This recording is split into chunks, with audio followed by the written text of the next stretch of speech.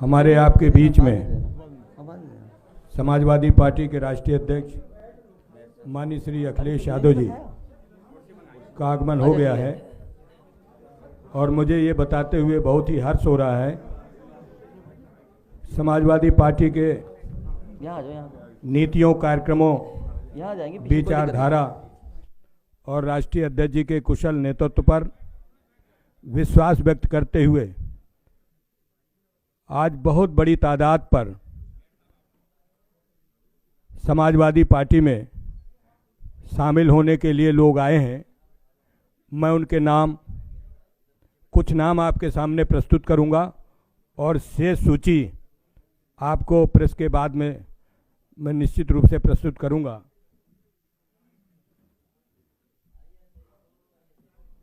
सिंह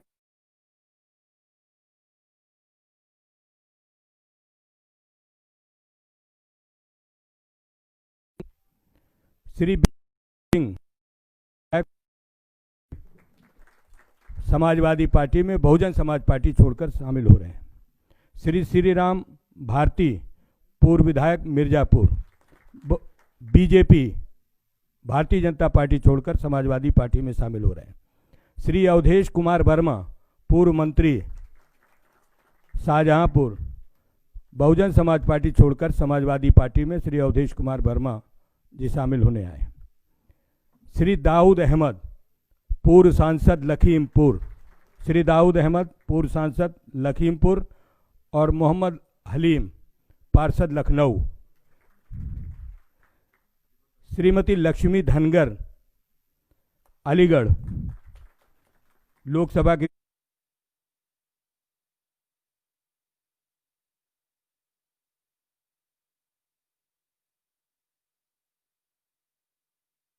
पूर्व प्रत्याशी थी। श्री रमेश पांडे जहूराबाद गाजीपुर। श्री मुमताज अली जहूराबाद भारतीय जनता पार्टी छोड़कर रमेश पांडे जी समाजवादी पार्टी में शामिल हो रहे हैं। श्री मुमताज अली शिक्षक नेता देवरिया समाजवादी पार्टी में शामिल हो रहे हैं। श्री ओम प्रकाश अंबेडकर बहुजन समाज पार्टी छोड़कर ये प्रवक्ता थे, वाराणसी के हैं, आज समाजवादी पार्टी में शामिल हो रहा है। Shri Sandeep Verma advocate high court अपने साथियों सहित समाजवादी पार्टी में शामिल होना है। श्री विनीत शुक्ला डॉक्टर विनीत शुक्ला आरएसएस प्रचारक गोरखपुर समाजवादी पार्टी में शामिल हो रहे हैं। श्री सुनील सिंह लोधी पिछड़ा वर्ग आयोग के सदस्य थे और एडवोकेट हैं हाई कोर्ट में, समाजवादी पार्टी में शामिल हो रहे हैं। डॉक्टर अफरोज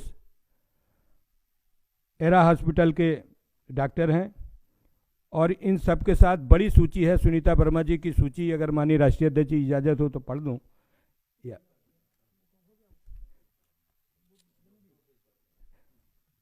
श्रीमती सुनीता वर्मा जी के साथ श्री योगेश वर्मा पूर्व विधायक, श्री इकरामुद्दीन उपाध्यक्ष कार्यकारिणी समिति नगर निगम मेरठ, श्री रविंद्र कुमार जाटव पार्षद, श्री प्रदीप वर्मा जाटव पार्षद नगर निगम मेरठ, श्रीमती राजकुमारी चांदनी जाटव पार्षद नगर निगम, मोहम्मद शहजाद पार्षद नगर निगम मेरठ, श्रीमती साबरा पार्षद नगर निगम मेरठ, श्री एहसान अंसारी पार्षद नगर निगम, श्री आस मोहम्मद पार्षद नगर निगम, श्री कयूम अंसारी पार्षद नगर निगम मेरठ, श्रीमती असगरी बेगम पार्षद नगर निगम मेरठ, श्री मोबिन पार्षद नगर निगम मेरठ, श्रीमती शशिकला पत्नी श्री नवाब पार्षद नगर निगम मेरठ, श्रीमती प्रिया रानी पार्षद नगर निगम मेरठ, श्रीमती संगीता पत्नी जनरल सिंह पार्षद नगर निगम मेरठ, श्री महेश पाल सिंह पार्षद नगर निगम मेरठ, श्री जहारा पत्नी श्री मेहताब पार्षद नगर निगम, श्रीमती सितारा बेगम कार्यकारिणी सदस्य पार्षद नगर निगम, शब्बीर कसार पार्षद नगर निगम, श्री गोपाल सिंह पूर्व पार्षद, श्री नरेश मावी जिला पंचायत सदस्य हापुड़, श्री संत कुमार प्रजापति जिला पंचायत सदस्य मेरठ, श्री राजन वर्मा पूर्व ब्लॉक प्रमुख, डॉक्टर नरेश कुमार सहित इनकी करीब 400 लोगों की सूची है।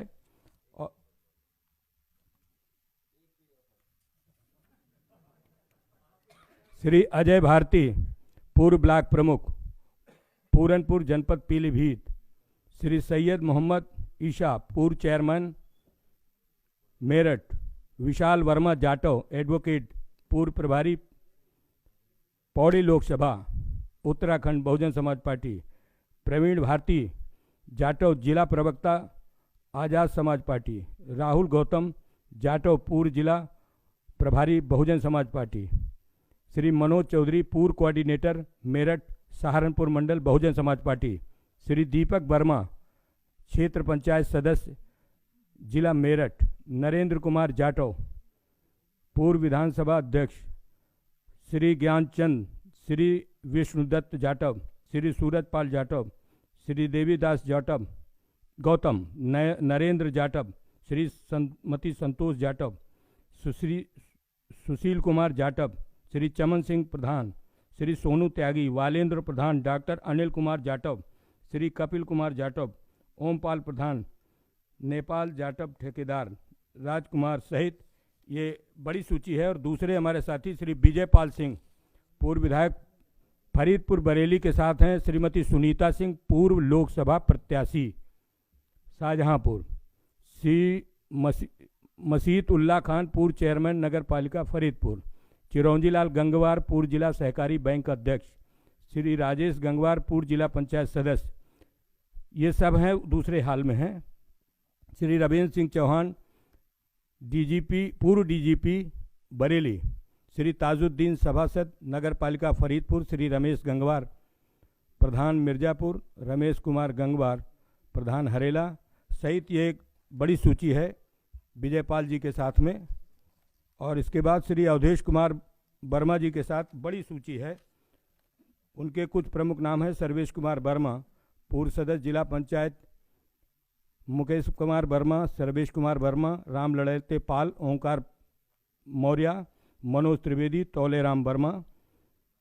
ये इनके साथ बड़ी तादाद में, सैकड़ों की संख्या में समाजवादी पार्टी में आज शामिल हो रहे हैं। श्री विजय यादव, पूर्व विधायक जी के साथ हैं। श्री मोहब्बत अली, श्री सत्यपाल सिंह, श्री बबलेश यादव, श्री राजपाल, श्री हृदय सिंह, राशिद ग्राम प्रधान, श्री बंधु मंगू सिंह, शौकत अली सलाउद्दीन, मुनेश बिश्नोई, राजेंद्र सिंह धनगढ़, डॉक्टर जमील अहमद, अर्जुन सिंह सागर इंतजार, महेंद्र पाल सिंह। इनकी भी बहुत लंबी सूची है। अगली सूची है डॉक्टर विनीत शुक्ला, आरएसएस प्रचारक महोदय की, गोरखपुर से। उनके साथ हैं श्री सुनील सिंह लोधी, पूर्व सदस्य, पिछड़ा वर्ग आयोग, बहुजन समाज पार्टी। श्री अमित कुमार चौरसिया, राजकुमार राजवंशी, डॉक्टर अनिल गौतम, प्रदीप राजवंशी, छत्रपाल राजवंशी, राम बहादुर निषाद, ये पत्रकार हैं। श्री संदीप कोरी, एडवोकेट, हाई कोर्ट के साथ हैं। श्री विजय महावर, आगरा। श्री नीरज कुमार कोरी, उन्नाव। श्री सुशील प्रधान, फतेहपुर। श्री अभिषेक वर्मा, कानपुर। श्री सियानंद कबीर, श्री ब्रजेश कुमार कोरी, श्री गौरव महावर, श्री शिव प्रसाद कोरी। और धनगर जी, लक्ष्मी धनगर जी की भी बड़ी सूची है। ब्रजेंद्र धनगर, बंगाली सिंह धनगर, सुखपाल। ये ठीक है, आपको सबको हम सूची प्रस्तुत कर देंगे। इस प्रेस हॉल में मैं सबसे पहले अपने सभी पत्रकार साथियों का बहुत बहुत धन्यवाद और आभार प्रकट करता हूं। मैं सभी पत्रकार साथियों का स्वागत करता हूं। बहुत खुशी की बात है कि लगातार समाजवादी पार्टी में बड़ी संख्या में लोग शामिल हो रहे हैं और आज की ज्वाइनिंग ऐतिहासिक इसलिए कहूँगा कि बड़े बड़े नाम यूं ही नहीं है, बिल्कुल इन्होंने लगातार जनता के बीच में रह करके जनता की सेवा की है, गरीब जनता को जोड़ करके, और वर्षों उन्होंने मेहनत की है। उनका लंबा पॉलिटिकल कैरियर है। मैं सबसे पहले पूर्व विधायक मेरठ योगेश वर्मा जी का धन्यवाद देना चाहता हूं, स्वागत करना चाहता हूं।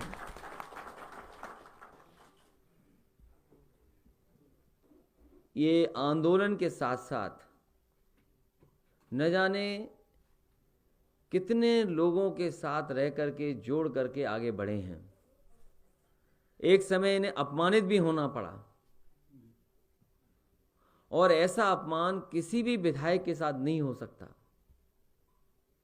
हमें खुशी है कि आज योगेश वर्मा जी और उनकी पत्नी सुनीता वर्मा जी दोनों समाजवादी पार्टी में कई हजार साथियों के साथ शामिल हो रहे हैं। पूर्व विधायक विजयपाल सिंह जी का मैं स्वागत करता हूं। पूर्व मंत्री अवधेश वर्मा जी का बहुत स्वागत करता हूं। पूर्व विधायक विजय यादव, उनका स्वागत करता हूं। पूर्व विधायक श्रीराम भारती जी का, और बहुत ही मजबूत नेता और लोकसभा में रहे सांसद हमारे साथ भी दाऊद अहमद जी, इनका भी मैं स्वागत करता हूं। इनके साथ बड़ी संख्या में नेता कार्यकर्ता पार्टी में शामिल हो रहे हैं, उन सबको बहुत बहुत बधाई। पूर्व प्रत्याशी रही श्रीमती लक्ष्मी धनगर, इनके साथ भी बड़ी संख्या में इनके साथी सहयोगी, उनको भी धन्यवाद। रमेश पांडे जी को धन्यवाद। मुमताज अली साहब, ओम प्रकाश अम्बेडकर जी, संदीप वर्मा जी, डॉक्टर विनीत शुक्ला, सुनील लोधी जी, डॉक्टर अफरोज जी, कृष्णचंद मौर्य जी और राजेश कुमार जी, मैं इन सब को और बड़ी संख्या में जो लोग हैं इस हॉल में, बड़े हॉल में और बाहर, आज सभी लोगों को समाजवादी पार्टी में शामिल कर करके हम समाजवादी पार्टी के लोगों का मनोबल बढ़ाने का काम किया है। Samajwadi party doctor Bhimrao Ambedkar ji, doctor Ram Manohar Lohia ji, इन दोनों के सिद्धांतों पर आगे बढ़ेगी और लगातार समाजवादी पार्टी की कोशिश होगी कि डॉक्टर भीमराव अंबेडकर जी ने जो रास्ता दिखाया, डॉक्टर राम मनोहर लोहिया जी का जो रास्ता, लगातार समाजवादी पार्टी आगे बढ़ रही है जिस रास्ते पर, इन दोनों के विचारों को लेकर के समाजवादी पार्टी आगे बढ़ेगी और एक समाजवादी देश, समाजवादी राष्ट्र, समाजवादी समाज कैसे बने, उस दिशा में लगातार समाजवादी पार्टी काम करती रहेगी। जहां अभी कृष्णचंद मौर्य जी अपनी बात बता रहे थे कि उनके पुत्र जो किडनैप हुए और लगातार उन्होंने सूचना दी, जहां सूचना दे सकते थे सूचना दी, जानकारी दी।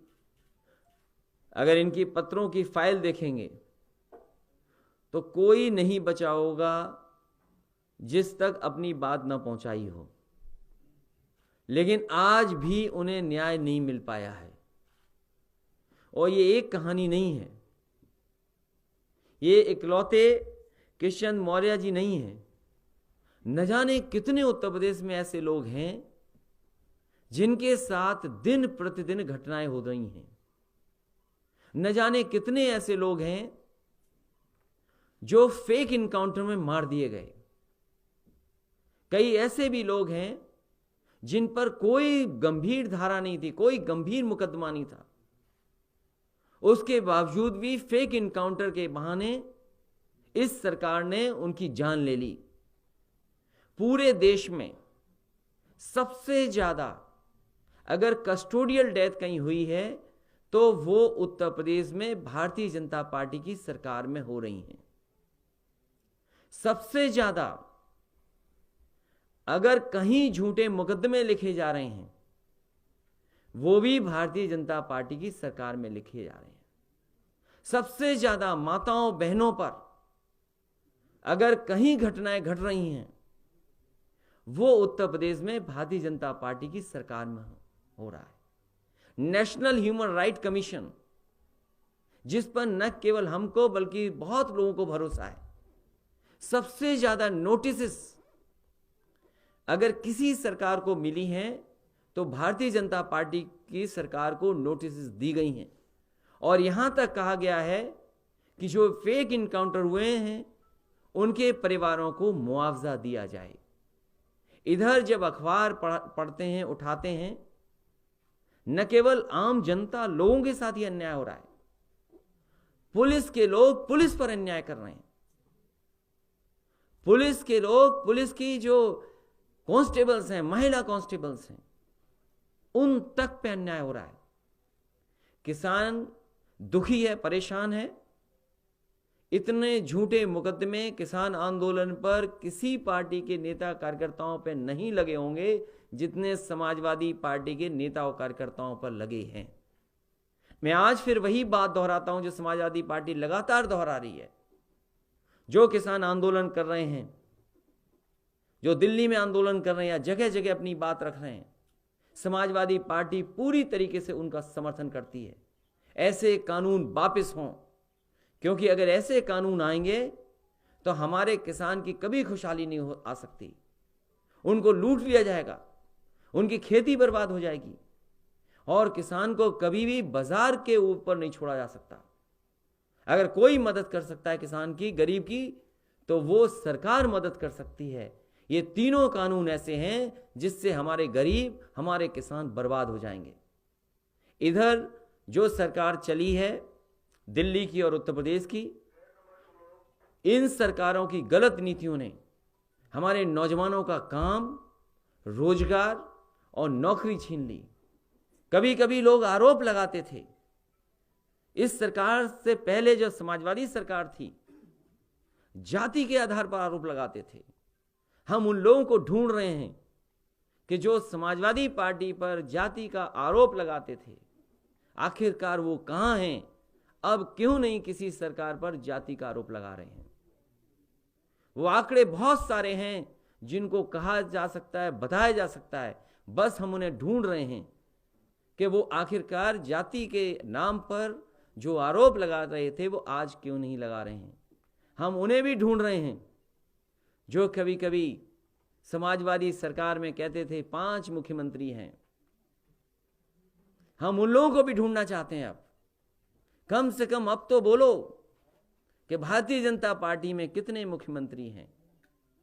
और इसी प्रेस हॉल में कई बार हमने कहा उत्तर प्रदेश में लगता है कि कोई मुख्यमंत्री नहीं है। इस पिता की अगर कहानी सुने कोई तो उसे यकीन आ जाएगा कि उत्तर प्रदेश में कोई सरकार नहीं है। और अगर सरकार होती तो सरकार की जिम्मेदारी है गरीब लोगों को न्याय दिलाने की, गरीबों की मदद करने की। लेकिन ये सरकार अब जाने वाली है। हमें खुशी है इस बात की कि बड़ी संख्या में पूर्व मंत्री, पूर्व विधायक, पूर्व सांसद और उनके साथ बड़ी संख्या में जनप्रतिनिधि पार्टी में शामिल हो रहे हैं। ये समाजवादी पार्टी की ताकत बढ़ रही है। हम इन सभी साथियों को भरोसा दिलाते हैं कि समाजवादी पार्टी डॉक्टर भीमराव अंबेडकर जी के सिद्धांतों पर चलने वाली, डॉक्टर राम मनोहर लोहिया जी के सिद्धांतों पर चलने वाली लगातार इन दोनों नेताओं के विचारों को जनता तक पहुंचाएगी। असली भारत, मजबूत भारत और समाजवादी भारत तभी बनेगा जब इन दोनों की विचारधारा को जनता तक हम पहुंचाने में कामयाब हो जाएंगे।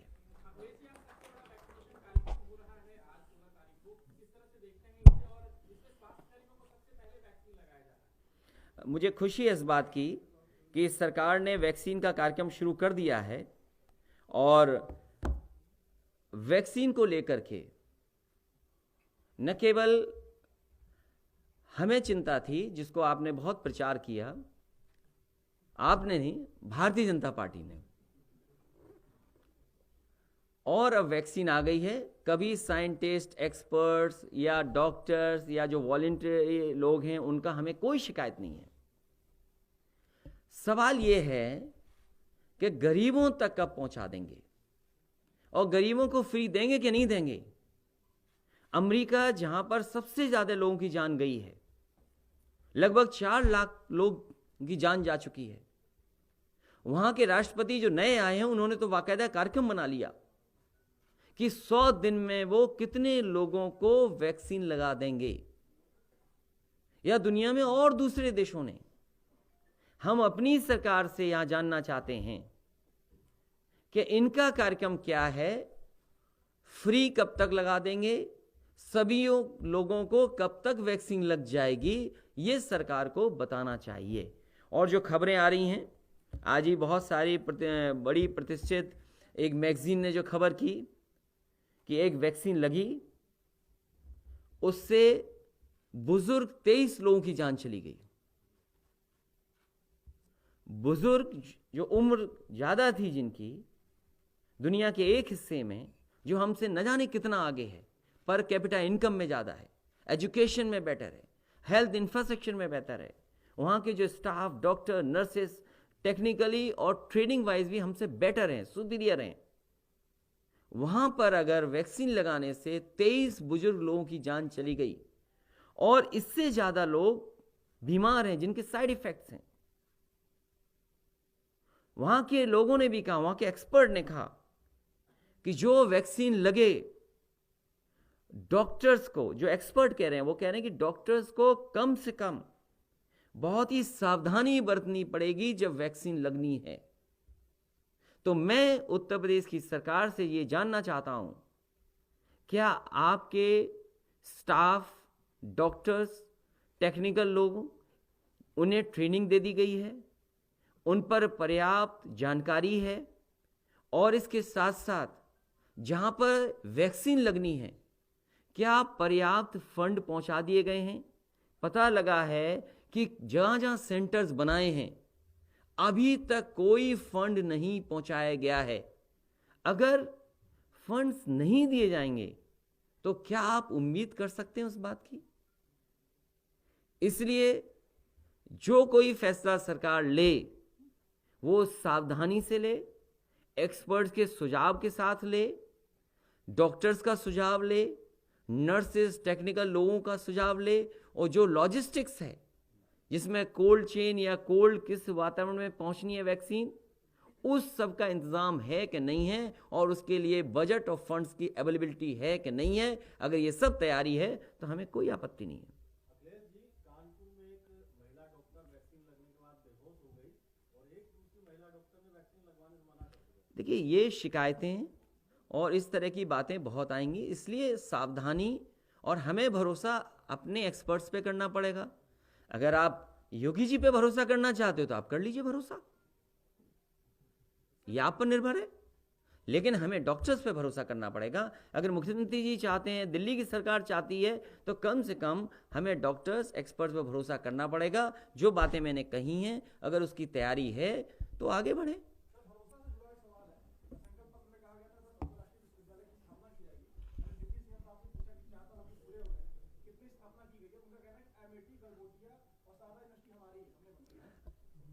वो मैं वीडियो एक बार फिर एक और दिखवाऊंगा, सुनवाऊंगा। मैं तो ये चाहता था कि डिप्टी सीएम मुख्यमंत्री बन जाएं। मैंने इस बात को सदन में भी कहा कि जो डिप्टी सीएम हैं वो मुख्यमंत्री बन जाएं, लेकिन अब सुनने में आ रहा है, जो खबर आ रही है, जो हवा चल रही है, कि अब लगता है वो डिप्टी सीएम से भी हाथ धो बैठेंगे।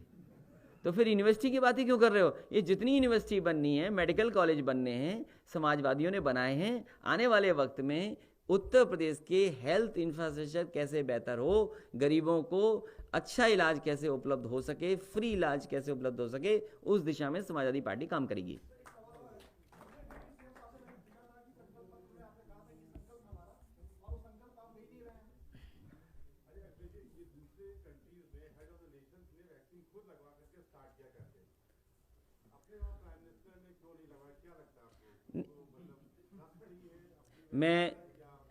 मैं आपसे सहमत हूं, आप वरिष्ठ पत्रकार हैं।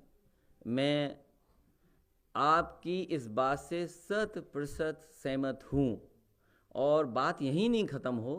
मैं तो ये कहूँगा कि जिस तरीके से भारतीय जनता पार्टी हर आयोजन को बहुत शानदार तरीके से करती है, खोखला हो लेकिन शानदार, रौनक, सजावट नहीं छोड़ती, तो ये जो वैक्सीन का प्रोग्राम है, ये सबसे पहले भारतीय जनता पार्टी को, लोगों को लाइन में लगना चाहिए।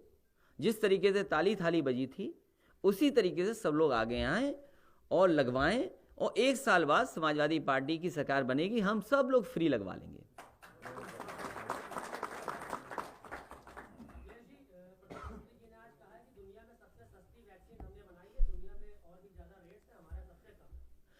दुनिया में सबसे गरीब कोई देश है तो भारत है। दुनिया में सबसे ज्यादा भूखे पेट सोने वाले लोग भारत में हैं। दुनिया में कम उम्र के सबसे ज्यादा लोग भारत में रहते हैं। दुनिया में सबसे ज्यादा बेरोजगारी अगर कहीं है तो भारत में है, और दुनिया में सबसे ज्यादा उधार लेने के लिए लाइन में सबसे आगे कोई खड़ा होता है तो भारत खड़ा होता है।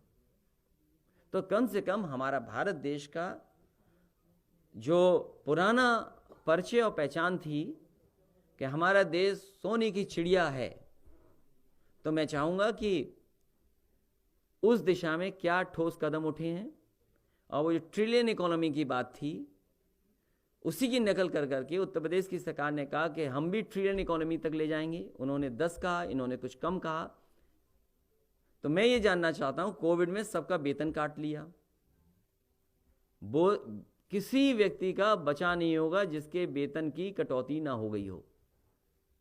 सब विकास ठप है, कहीं गड्ढे नहीं भरे जा रहे हैं, महंगाई बढ़ती चली जा रही है, किसान की आय दोगुनी नहीं कर पाए। तो उस दिशा में क्या है इनकी सरकार का?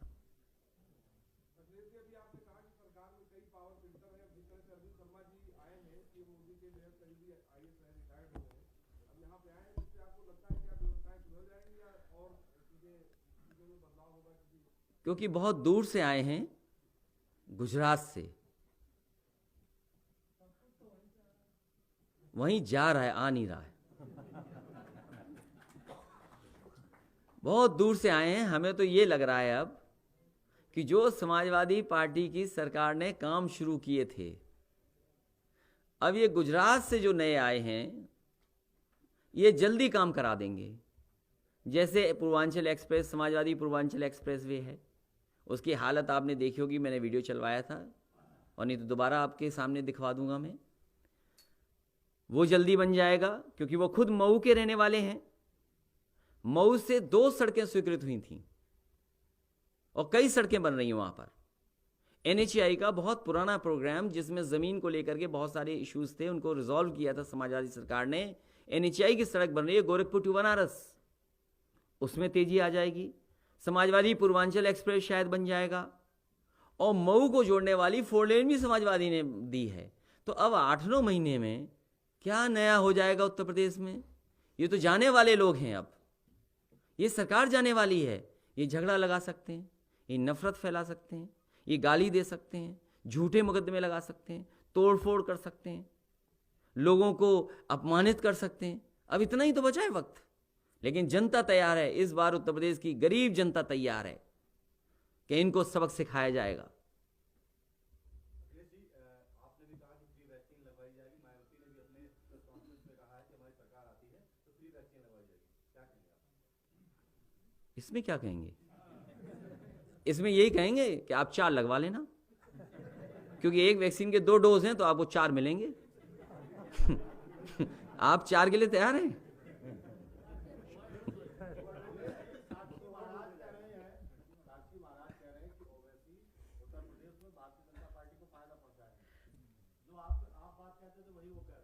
देखिए, मैंने कभी कुछ नहीं कहा। मैंने ये कहा कि उत्तर प्रदेश ये बड़ा प्रदेश है, और सबसे ज़्यादा साजिश, षड्यंत्र, राजनीति उत्तर प्रदेश में होगी, क्योंकि उत्तर प्रदेश प्रधानमंत्री देता है।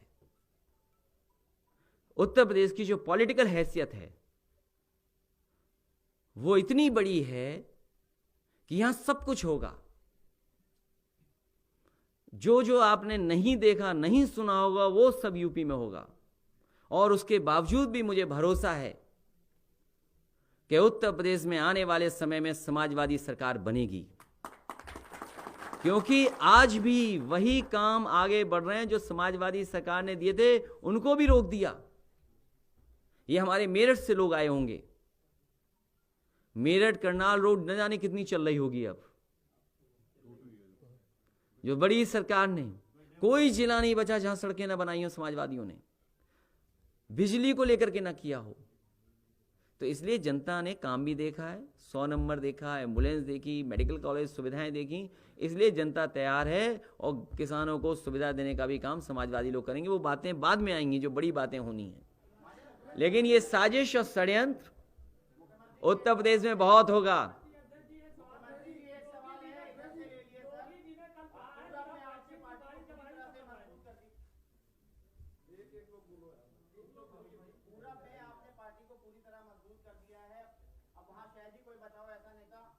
समाजवादी पार्टी में ना हो वहां से पश्चिम का रुख है सर। आज ही शुरुआत है पश्चिम से, अभी और कितने ऐसे चेहरे होंगे, अभी और कितने ऐसे लोग होंगे जिनको पार्टी में जो है वो क्या पश्चिम को लेकर क्या रणनीति है? क्योंकि देखिए 1857 का इतिहास मेरठ का है, तो आज मेरठ जो ताकत बनी है, ताकत मिली है, आप देखिए कैसी हवा चलती है इसके बाद।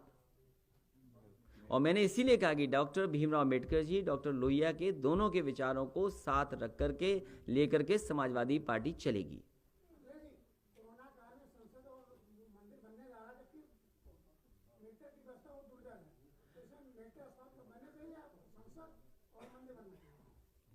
हम तो कहते हैं सबको जोड़ो, सब कुछ बनाओ, लेकिन जल्दी बनाओ।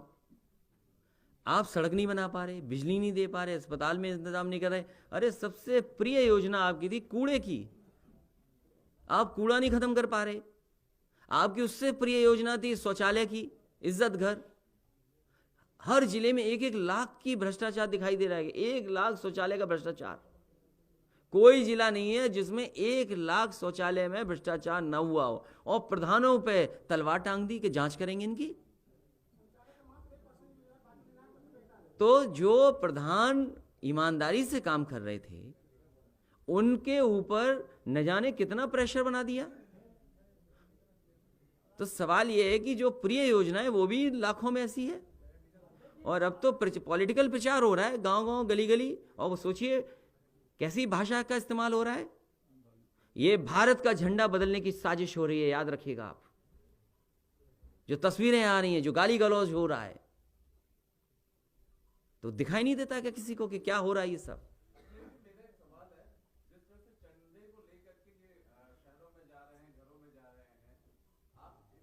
देखिए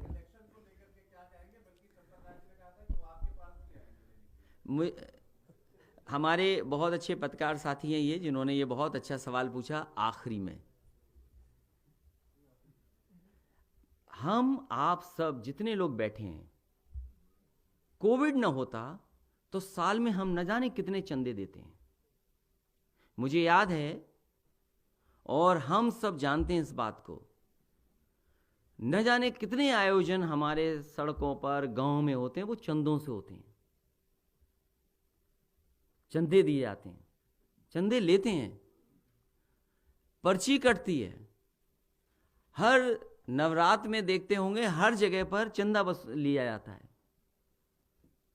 और जहां तक चढ़ाने की बात है, हर धर्म में अलग अलग तरह की परंपराएं हैं चढ़ाने की, चाहे वो हिंदू हो, मुस्लिम हो, सिख हो, ईसाई हो। हर जगह कहीं ना कहीं किसी तरीके से भगवान या स्थान पे जाते हैं तो तरीके अपनी अपनी तरीके से मनाते हैं। हमारी जो वैदिक परंपराएं हैं वो दक्षिणा है, चंदा नहीं है। इसलिए Bharatiya Janata party political programme करना बंद करे। ये पॉलिटिकल प्रोग्राम है। हमारे वैदिक, हमारी जितनी परंपराएं हैं उसमें दक्षिणा है, चंदा नहीं है।